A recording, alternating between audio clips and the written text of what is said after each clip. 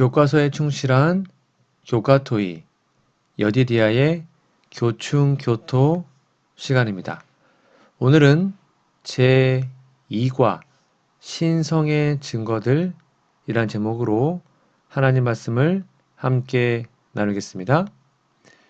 여러분, 교과서와 성경책을 준비해 주시고 특별히 연구 범위 꼭 펴서 읽어주시면 좋겠습니다. 연구 범위입니다.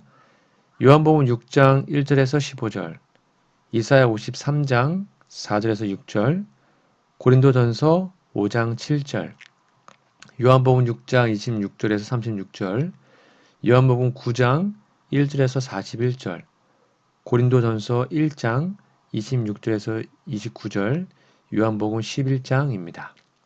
꼭 본문을 읽어주세요. 기억절입니다. 예수께서 이르시되 나는 부활이요 생명이니 나를 믿는 자는 죽어도 살겠고 무릇 살아서 나를 믿는 자는 영원히 죽지 아니하리니 이것을 내가 믿느냐? 요한복음 11장 25, 26절입니다.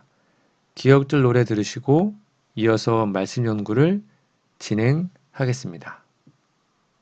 사기 2과 예수께서 이르시되 나는 부활이요 생명이니 나를 믿는 자는 죽어도 살겠고 무릇 살아서 나를 믿는 자는 영원히 죽지 아니하리니 이것을 내가 믿느냐.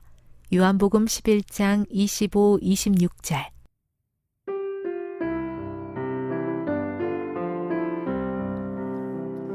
예수께서 이르시되 나는 부활이요 생명이니 나를 믿는 자는 죽어도 살겠고 무릇 살아서 나를 믿는 자는 영원히 죽지 아니하리니 이것을 내가 믿느냐. 요한복음 11장 25절 26절.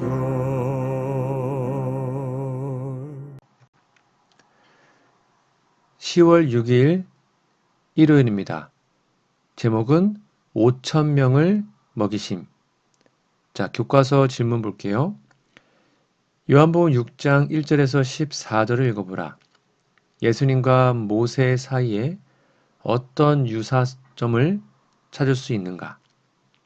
예수님은 여기서 사람들에게 그들의 조상이 모세의 사역을 통해 받았던 구원을 상기시킬 만한 어떤 일을 하셨는가? 오늘 본문 말씀인 요한복음 6장 1절에서 14절은 예수님께서 오병이어의 기적을 행하신 장면을 기록하고 있습니다. 이 사건에서 우리는 예수님과 모세 사이의 몇 가지 중요한 유사점을 발견할 수 있습니다. 첫 번째는 하늘의 음식을 제공한 것입니다.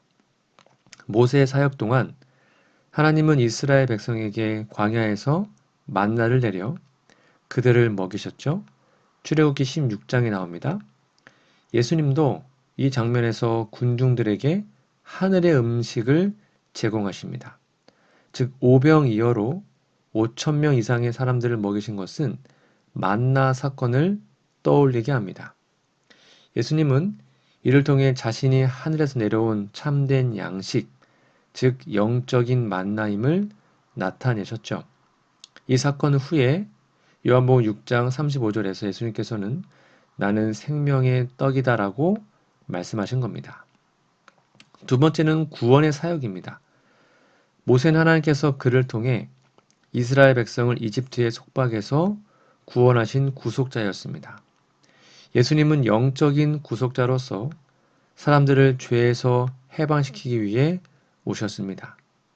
오병이어의 기적은 단순한 육적인 배고픔을 채우는 것이 아니라 예수님의 구원의 능력을 상징하는 사건입니다. 이로 인해 사람들은 모세를 통해 받았던 구원을 기억하게 되었으며 예수님을 새로운 구속자로 인식하게 되었던 것이죠. 세 번째는 군중을 이끄는 지도자입니다. 모세는 이스라엘 백성의 지도자로서 그들을 인도하며 하나님의 말씀을 전했습니다. 이와 마찬가지로 예수님도 이곳에서 수많은 군중을 이끄시고 그들에게 하나님의 말씀을 가르치셨죠. 요한복음 6장 3절에서 예수님이 산에 올라앉아 제자들과 함께 한 장면은 모세가 시내산에서 하나님께 말씀을 받은 장면을 떠올리게 합니다. 네 번째는 표적과 기적입니다. 모세의 사역에는 여러 표적과 기적이 따랐습니다. 예를 들어 애굽의 재앙과 홍해를 가르는 기적들이 있었죠. 예수님 역시 오병이어와 같은 기적을 통해 하나님께서 그와 함께 하심을 증명하셨습니다. 이는 모세가 행한 기적과 예수님의 기적 사이의 연관성을 보여줍니다. 예수님이 모세의 사역을 떠올리게 한 점은 무엇일까요? 예수님은 오병이어의 기적을 통해 모세가 이스라엘 백성을 위해 하나님의 능력으로 만나를 내렸던 것처럼 자신도 하나님의 능력으로 사람들에게 영적인 양식을 주는 분임을 보여주셨습니다. 이 사건은 사람들이 예수님을 단순한 교사가 아닌 모세와 같은 구속자로 인식하게 하는 중요한 사건이었습니다. 요한복음 6장 14절에서 사람들이 참으로 세상에 오실 그 선지자라 라고 말한 것은 그들이 예수님을 모세가 예언한 그 선지자 신명기 18장 15절입니다. 그것으로 이해했음을 보여줍니다. 예수님께서는 육적인 양식을 넘어 우리에게 영원한 생명을 주시는 분이십니다. 오병이어의 기적을 통해 예수님께서 우리를 위한 참된 생명의 떡이심을 믿고 그분께 나아가는 것은 오늘날 우리에게 놀라운 구원의 초대인 것이죠. 우리가 영적인 배고픔을 느낄 때마다 예수님께서 우리를 풍성하게 채우시겠다는 약속을 기억하며 그분께 더 가까이 가게 되기를 간절히 바랍니다. 10월 7일 월요일입니다. 제목은 참으로 세상에 오실 그 선지자라. 교과서 질문입니다. 요한복음 6장 14절, 15절, 26절에서 36절 읽어보라. 사람들은 예수님의 기적에 어떻게 반응했고 그분은 이 기적을 통해 자신이 누구인지 어떻게 가르치려고 하셨는가? 오늘 본문에서 우리는 예수님의 기적에 대한 사람들의 반응과 예수님이 그 기적을 통해 자신이 누구인지를 가르치는 모습을 볼 수 있습니다. 첫 번째로 사람의 반응입니다. 6장 14절 15절인데요. 오병이어의 기적 후에 사람들은 이 기적을 보고 예수님을 특별한 선지자로 인식했습니다. 14절 참으로 세상에 오실 그 선지자라라고 말하며 예수님을 모세가 예언한 메시아로 여긴 겁니다. 하지만 그들은 예수님을 정치적 구원자로 보고 그를 억지로 왕으로 세우려고 했습니다. 15절에 나와요. 이들은 육적인 구원자, 즉 로마의 압제에서 자신을 해방시키고 국가적인 부흥을 가져올 왕으로 예수님을 오해했던 것이죠. 두 번째는 예수님의 교훈입니다. 6장 26절에서 36절에 보면 예수님은 군중이 자신을 따르는 이유가 표적을 본 까닭이 아니요 떡을 먹고 배부른 까닭이다라고 말씀하십니다. 즉 그들은 기적의 진정한 의미를 깨닫지 못하고 단지 육적인 필요를 채우는 데에만 관심이 있었습니다. 예수님은 이를 통해 군중의 영적인 상태를 지적하시며 그들이 진정으로 추구해야 할 것이 썩을 양식이 아니라 영생하도록 있는 양식이라고 말씀하신 겁니다. 또한 35절에 예수님은 자신이 하늘에서 내려온 생명의 떡이라고 선언하셨고요. 그 떡을 먹는 자는 결코 줄이지 않고 영원한 생명을 얻는다고 가르치셨습니다. 그분의 기적은 단순히 사람들의 육적인 배고픔을 채우기 위한 것이 아니라 그들의 영적인 배고픔을 채우기 위한 것이 아니라 그들의 영적인 갈급함을 채워줄 구원자로서의 자신의 정체를 드러내기 위함이었습니다. 그러면 기적을 통한 교훈은 어떤 의미일까요? 예수님은 오병이어의 기적을 통해 단순히 빵, 떡을 나눠주는 것이 아니라 그분이 영적인 양식을 주는 참된 생명의 떡임을 가르치셨습니다. 그러나 사람들은 기적의 표면적인 결과만을 보고 육적인 필요에만 집중했습니다.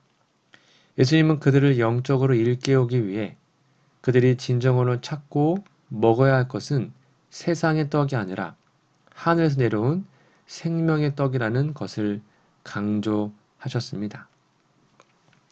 사람들은 예수님의 말씀을 듣고도 여전히 기적에만 관심을 가졌고 그분을 제대로 이해하지 못했습니다.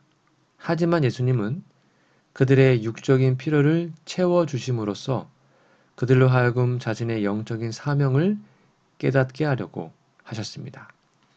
그분은 하늘로부터 온 참된 양식으로서 자신을 믿는 자들에게 영원한 생명을 주기 위해 오신 분임을 밝히셨습니다. 오늘날 우리도 예수님의 기적에 대해 사람들처럼 단순히 육적인 필요에만 집중할 때가 많습니다.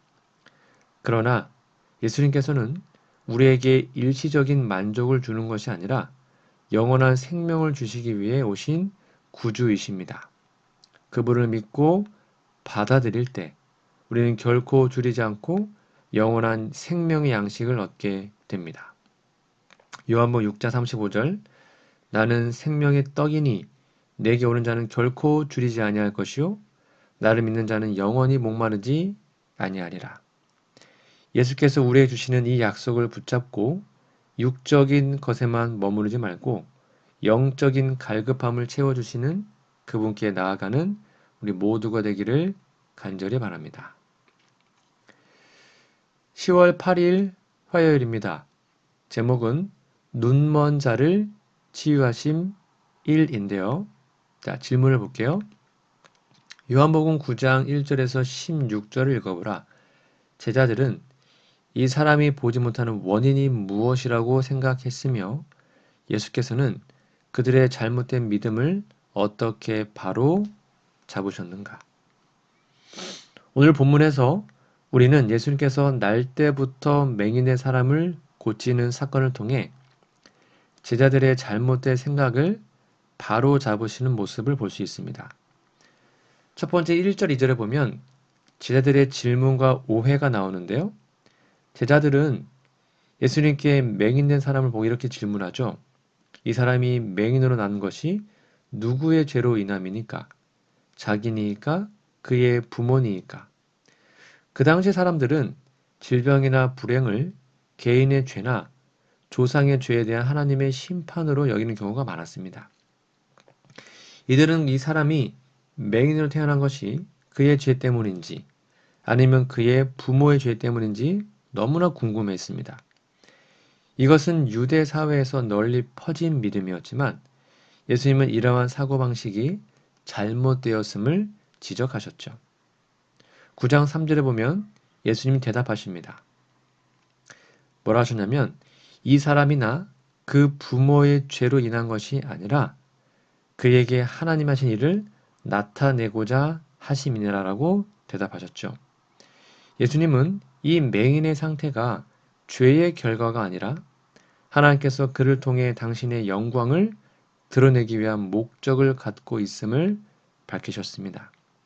이 말씀은 질병이나 고통이 반드시 죄의 결과가 아니라 하나님께서 그분의 목적을 이루기 위한 통로가 될 수 있음을 가르쳐 줍니다. 그리고 예수님의 행동이 나오는데 6절, 7절입니다. 예수님은 이 맹인을 고치기 위해서 땅에 침을 뱉어 진흙을 만드신 후 그의 눈에 바르시고 실로암 연못에서 씻으라고 명령하십니다. 맹인은 순종했고 그 연못에서 씻고 시력을 회복합니다. 이 사건은 단순한 치유의 기적을 넘어 예수님께서 죄의 결과로 고통받는 인간을 회복시키시는 구원의 사역을 상징적으로 보여줍니다. 그러자 8절부터 16절은 사람들의 반응이 나오는데요. 이 치유 사건은 많은 사람들의 관심을 불러일으켰고 바리새인들 사이에 논쟁을 일으켰습니다. 그들은 이 치유가 안식일에 이루어졌기 때문에 예수님을 비난했습니다. 하지만 다른 사람들은 예수님의 기적을 보고 그분이 하나님께로부터 온 분임을 인정했습니다. 예수님의 기적은 단순한 육체적 치유를 넘어 그분이 하나님의 아들로서 이 땅에 오신 구원자임을 드러내는 중요한 사건이었던 것이죠. 즉 예수님은 제자들의 오해를 교정시켜 주신 겁니다. 제자들이 맹인의 고통을 죄와 연관시키는 그 잘못된 사고방식을 고쳐주셨죠. 모든 고통이나 질병이 죄의 직접적인 결과는 아니며 하나님께서는 때로 고통을 통해 그분의 영광을 나타내시고 사람들에게 구원의 은혜를 베푸신다는 것을 가르치셨습니다. 예수님께서는 맹인의 눈을 여는 기적을 통해 사람들에게 더 깊은 영적인 진리를 전하셨습니다. 그 진리는 예수님이야말로 세상의 빛이시며 죄와 어둠 속에서 고통받는 인류를 구원하기 위해 오시는 분이라는 것입니다.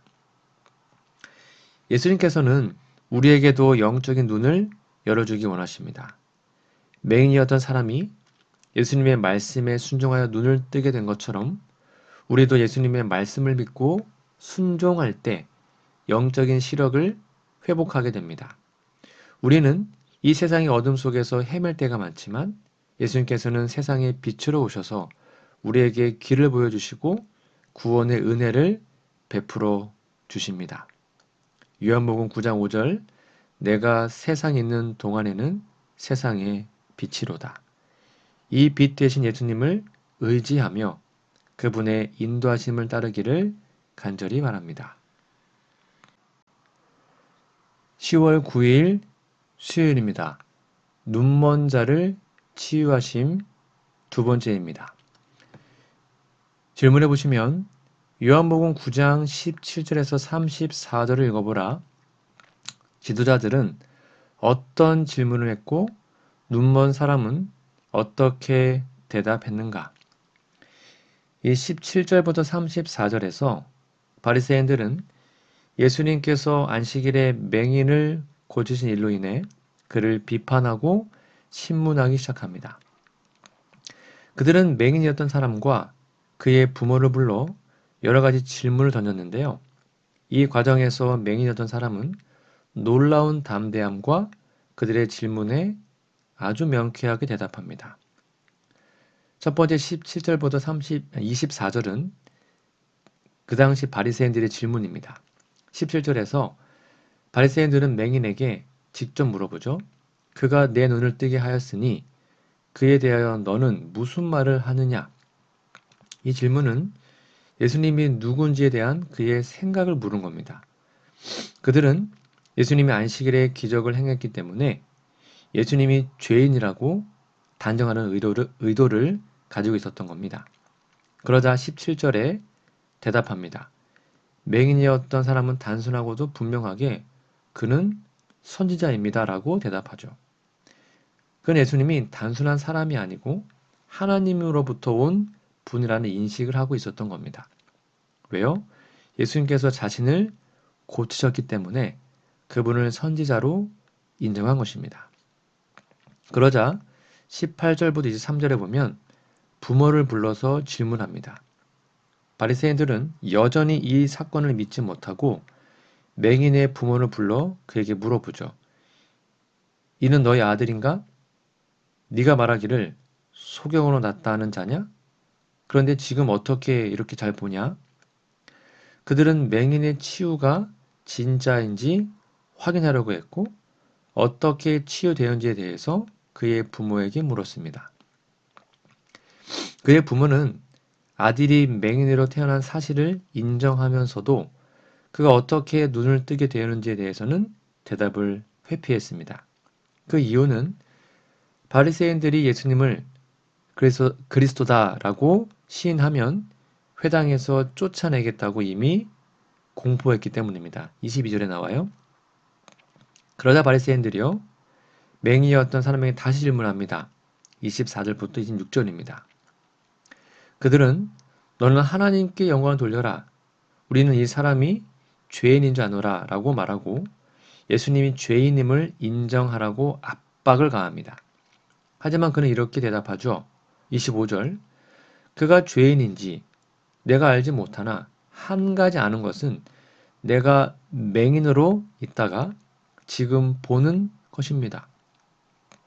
그는 예수님이 죄인인지 아닌지는 알 수 없지만 그가 자신의 눈을 뜨게 했다는 사실은 확실하다고 증언합니다. 그러자 지도자들의 반복된 질문과 맹인의 사람들이 그 사람은 그 질문에 겁내지 않고 담대하게 대답을 하죠. 26절부터 34절에 나와요. 다시 한번 어떻게 했느냐라고 묻습니다. 그러자 이 맹인이 이렇게 대답하죠. 27절 당신들도 그의 제자가 되려 합니까? 라고 물어봅니다.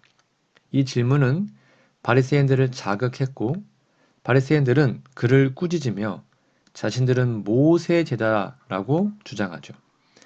그들은 모세에게 하나님께서 말씀하셨지만 예수님에 대해서는 알지 못한다라고 말하였던 겁니다. 이에 이 맹인은 더욱더 담대하게 말합니다. 31절부터 볼까요? 하나님이 죄인의 말을 듣지 아니하시고 경건하여 그의 뜻대로 행하는 자의 말을 들으시는 줄 우리가 압니다. 이 사람이 하나님께로부터 오지 아니하였으면 아무 일도 할 수 없지 않겠습니까? 그는 예수님께서 하나님의 능력으로 자신을 고쳤다라는 것을 논리적으로 설명했고 예수님이 하나님께로부터 온 분임을 확신하고 있었던 겁니다. 그러자 34절 결국 쫓겨납니다. 바리새인들은 그의 대답에 화를 냅니다. 왜냐하면 할 말이 없었거든요. 이 맹인의 말이 논리적으로 맞았거든요. 그러자 네가 온전히 죄 가운데서 태어났으면서 우리를 가르치느냐라고 그를 배척합니다.